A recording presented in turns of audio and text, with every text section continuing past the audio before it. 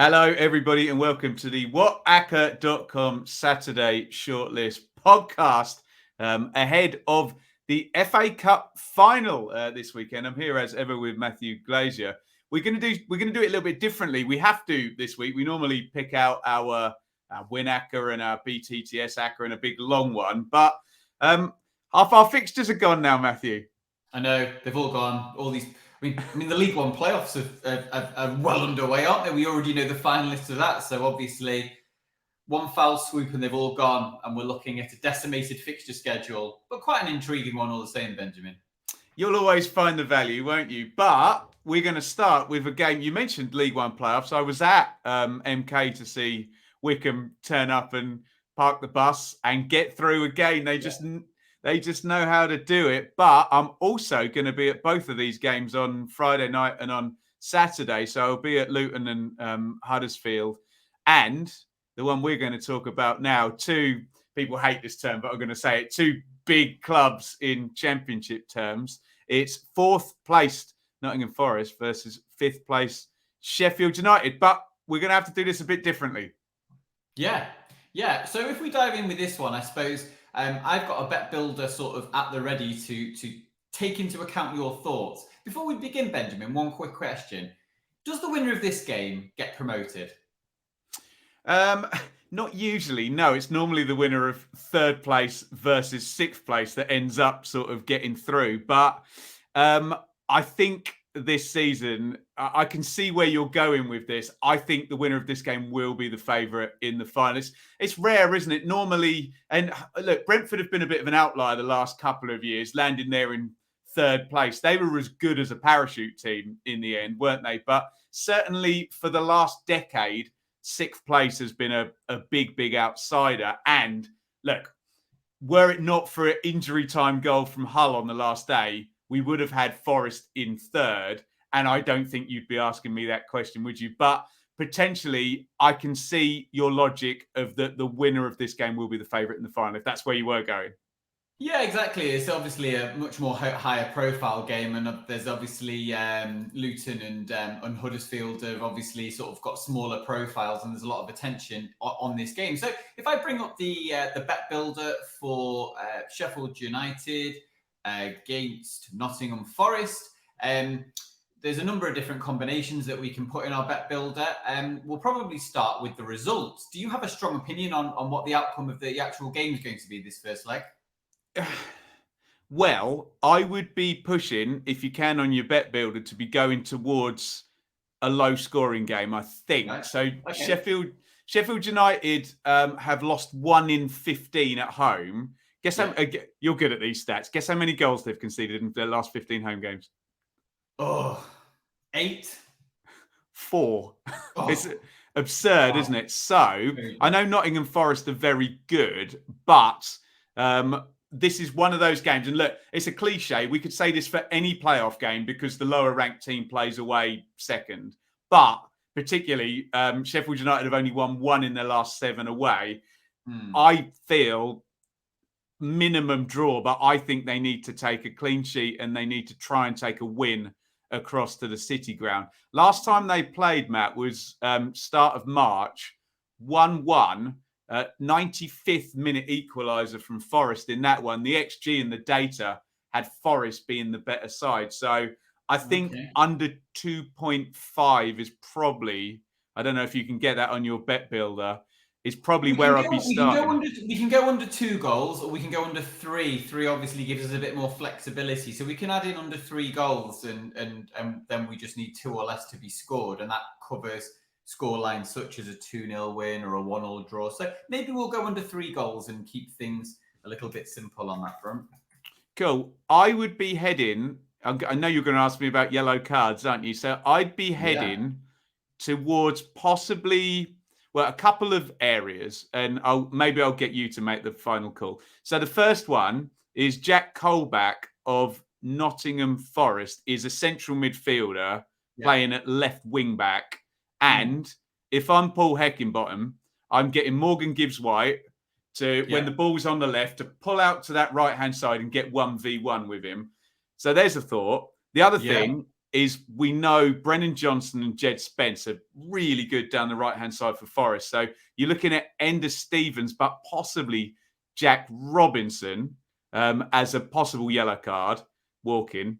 And look at Ryan Yates as well in the central midfield for Forest. I think I'm going to be trying to wind him up and getting him in 50-50. So you can have a pick of maybe Jack Colback, maybe Ryan Yates for Forest, or maybe an Ender Stevens having to perform a tactical foul on Brennan Johnson, or maybe Jack Robinson that side. What are your thoughts? Is Ender Stevens going to be playing on the sort of the left side or the right side of that three-man centre half? He'll play wing back, so he'll probably be more in contact with Jed Spence than Brennan Johnson.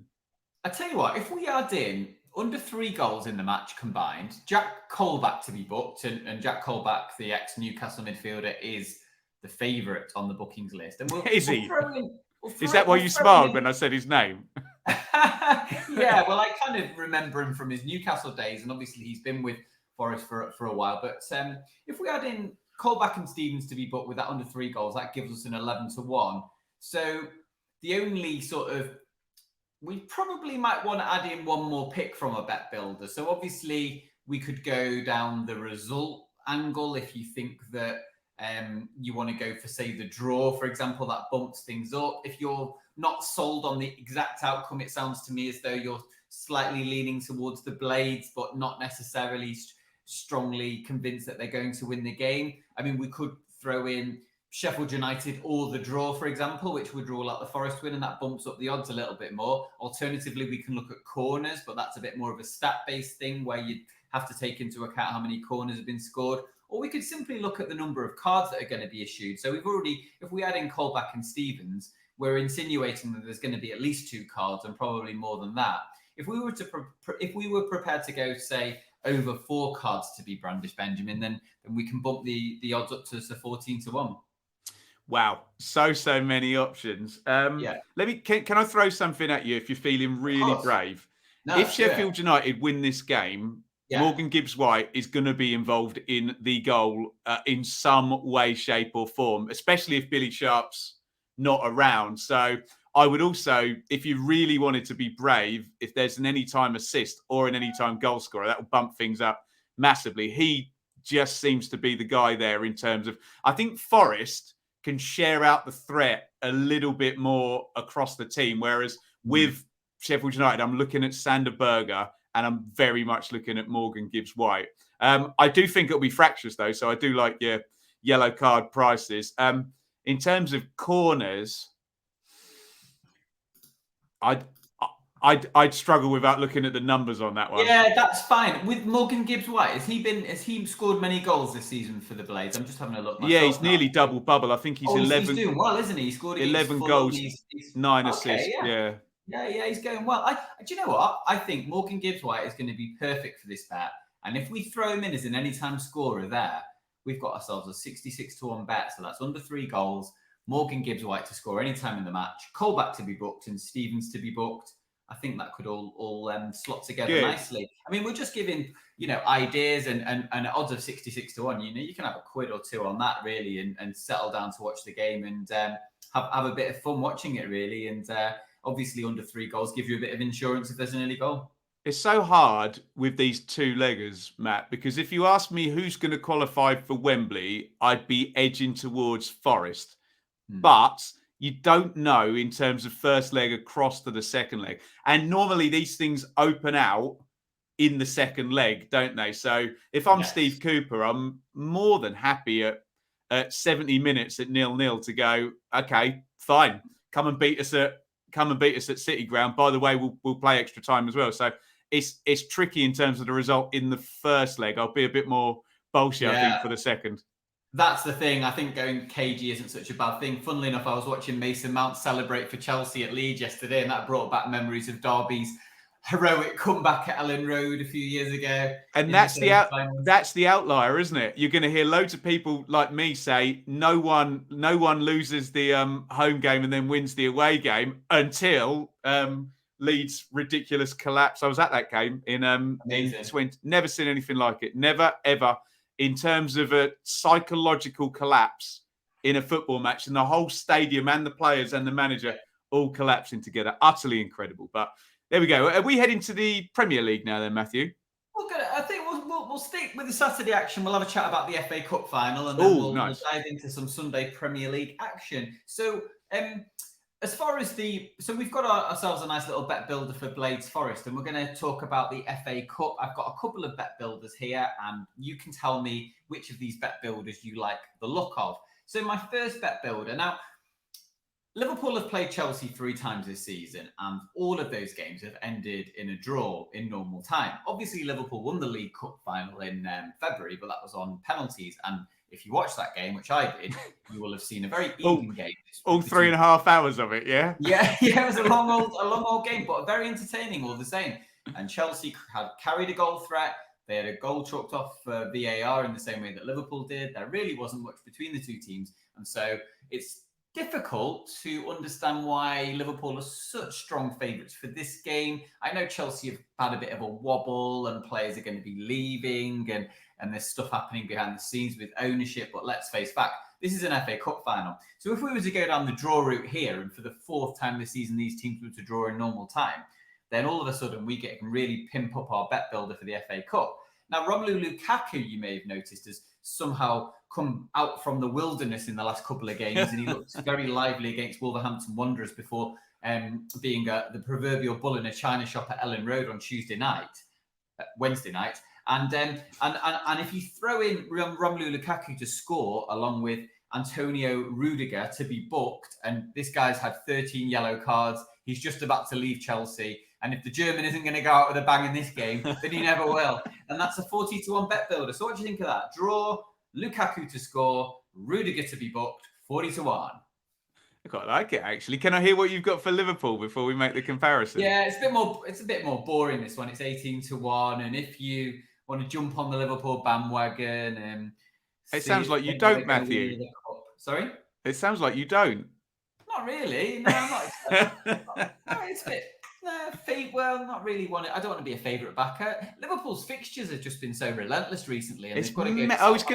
Matthew, I was going to say that to you. It's absolutely mental. I went across to do a job the other night, and it was like, oh, they're playing a game. It seems like the only thing that, if this is a even contest setup, I'm so heavily on Liverpool. It's not funny, but there's just in my brain going, there has to be a point where these.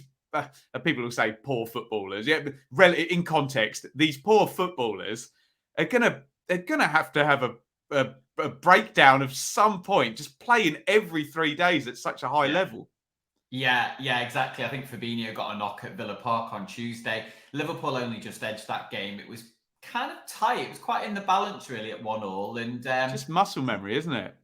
Yeah, it is. So I mean, Liverpool could win this game. Obviously, they're the likelier team, you would say, by right. But like you alluded to, it's not.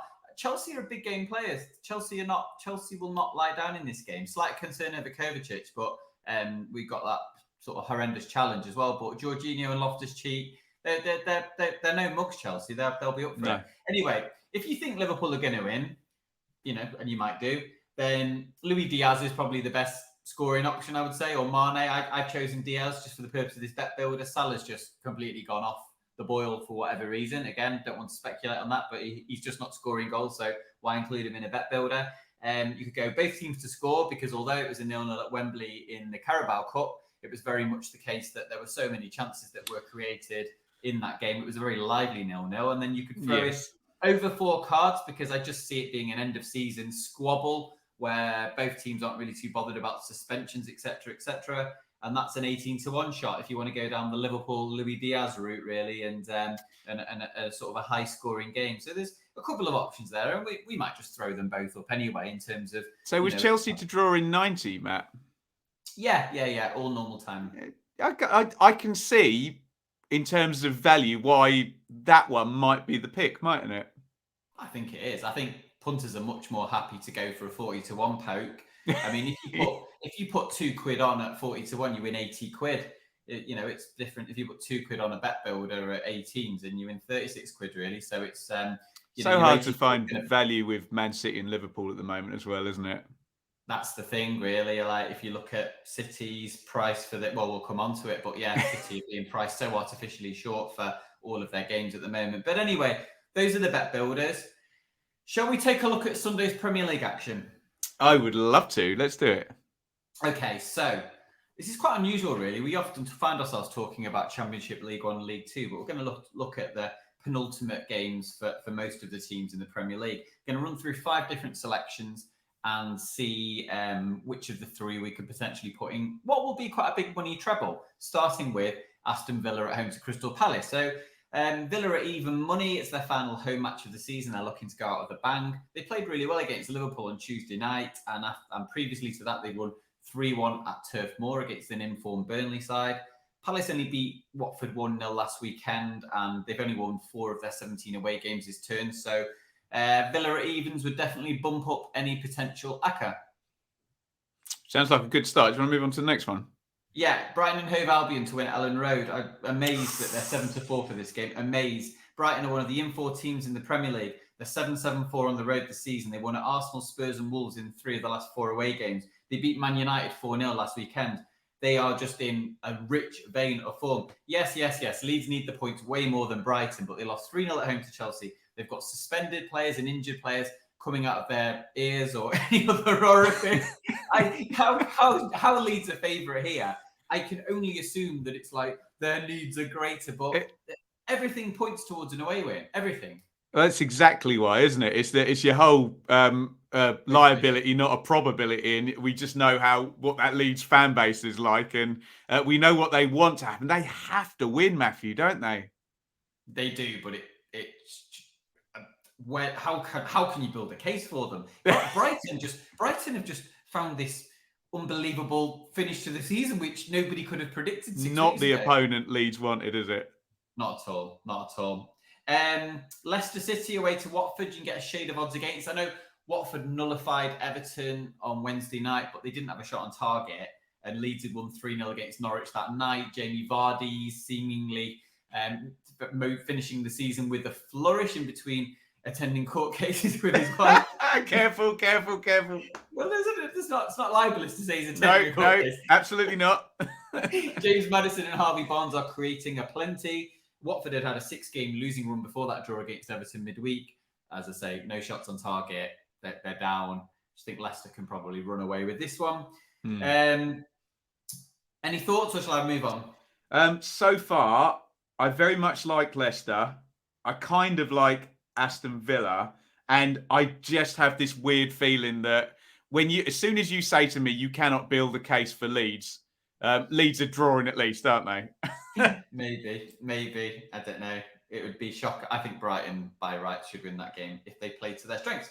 Last 2 Premier League games, I'm going to tip the draw because I just think they're really big prices for both outcomes. The first one's between West Ham and Manchester City. The draw's 4-1 in this game, and City are 2-5, so it doesn't make a lot of sense.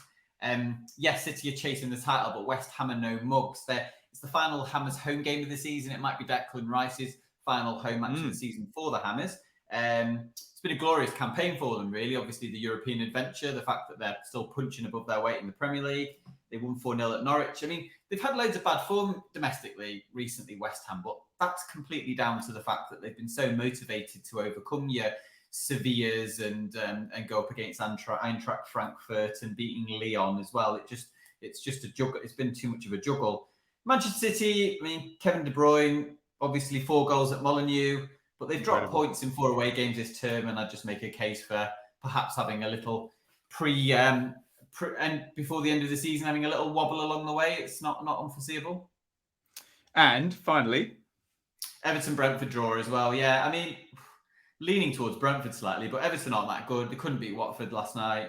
A point where we keep them moving in the right direction, especially if Leeds' plight worsens. But they've been struggling to score goals, and Brentford are just a better team. They won 6 of the last 9 matches. They had a 4-1 win at Stamford Bridge. I think they beat Southampton 3-0 last week, and I think again at the prices at Everton at 21-20, a shade above evens. Can't really make a case for the Toffees, apart from the fact that they beat the Bees in the FA Cup when Brentford were probably a bit weak at a weaker stage. And so yeah, just thought I'd throw that into the mix again. The draw price is like bigger than 5-2, so it just gives you some ammunition there, doesn't it? So my thoughts are, I particularly like Leicester. I think I think Everton going to Watford was very much a case of look, clean sheet, keep things moving, don't lose was fine. I think Leicester will have a bit more abandon in that and get the win.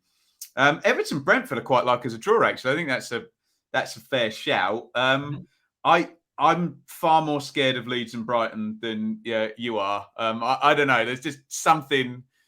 When it's too obvious, there's just something in my brain. I quite like Aston Villa. I'm very reticent to back against Manchester City at the moment. No, but Matthew, come on. Have you not switched the TV on? Oh, let's see how... 15 minutes. Oh, they're 3-0 up after 15 minutes. They're just going out and wiping teams away at the moment, aren't they? Yeah, I captained Kevin De Bruyne in my fantasy team, and I must admit he was. Of course, you did. And honestly, I have always maintained this about Kevin De Bruyne, that he is the best. Like he was the other night, he is the best player in the Premier League, the best, no doubt in my. He's amazing, isn't he? It's just unbelievable. Any young aspiring player could just watch Kevin De Bruyne on the pitch and how he plays. He's the ultimate all-round player as well. Brilliant footballer. But I don't know. I think you just want some jeopardy for final day, don't you? Well, hang on a minute. Manchester. I did turn on the TV, Benjamin. I turned on the TV when they were playing against Real Madrid, and my TV showed me Real Madrid scoring 2 late goals and then winning the game in extra time. That's what my TV showed me. Okay, this is West Ham, not Real Madrid, though.